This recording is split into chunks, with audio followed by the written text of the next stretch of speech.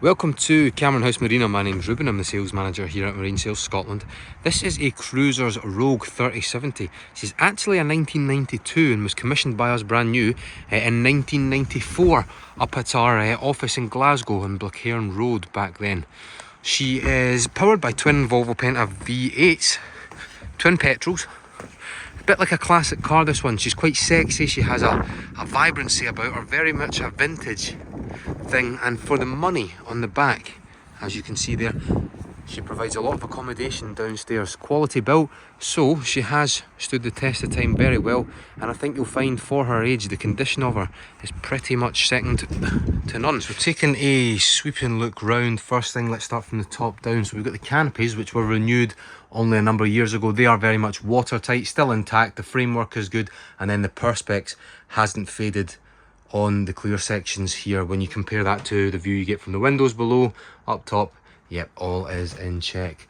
Framework good, as I mentioned. And then if we start here, you can see that you've got your wraparound L shape just disjointed by the door, which is your entranceway in and out, and you've got overspill seating on the port side. I'm a big fan of aft section overspill seating. You get that on an SC35. It means you can sit here while you're underway, shut the door across, and then you can take in the views of the wake and the scenery behind you while you're moving and cutting shapes through the water. Now, in between these two benches, we've got a cockpit table. That is teak underneath there. We've just got that non-skid on there for your food and drink. And then all of this is serviced by the cockpit wet bar, which is here with a cold water tap and an enamel sink. Now, there is hot water, well, there is a hot water system on board here that is controlled downstairs off the main master switchboard. Lay down carpets. Underneath that, you've just got bare GRP non-skid, and then your engines both live underneath my feet.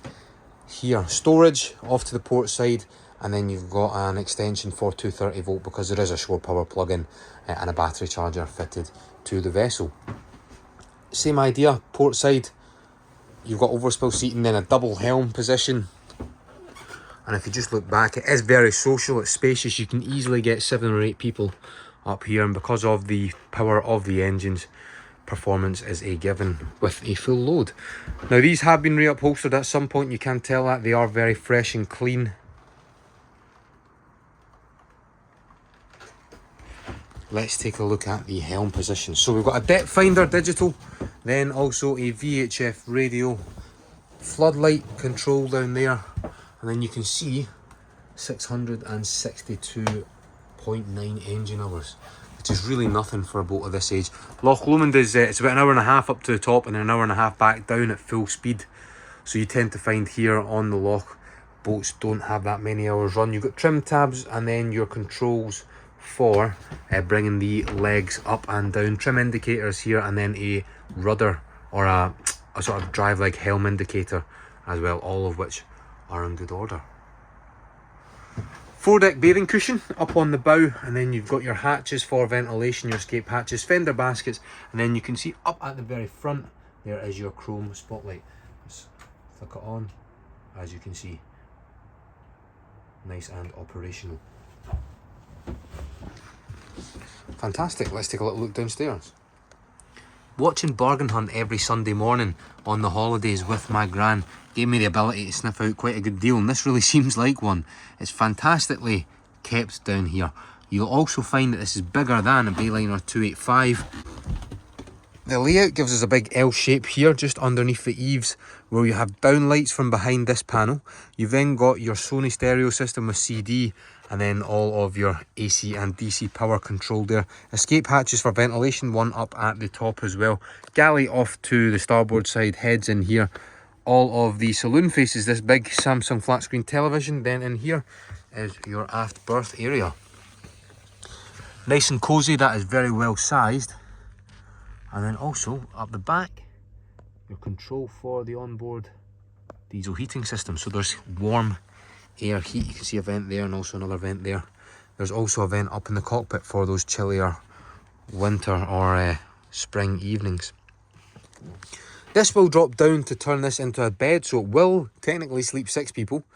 And then you've got storage underneath all of these base cushions as well. Now if we look at the galley, it's very much period of its time. We've had recent installs have been these blue LED mood lights down at the bottom. They look very nice at night. Fridge with a small freezer compartment. We've got a Russell Hobbs microwave slash oven, twin electric burners, and then a stainless steel hot and cold sink with all of your cabinetry down here for your dishes, your plates, just those miscellaneous items that you tend to get on a boat.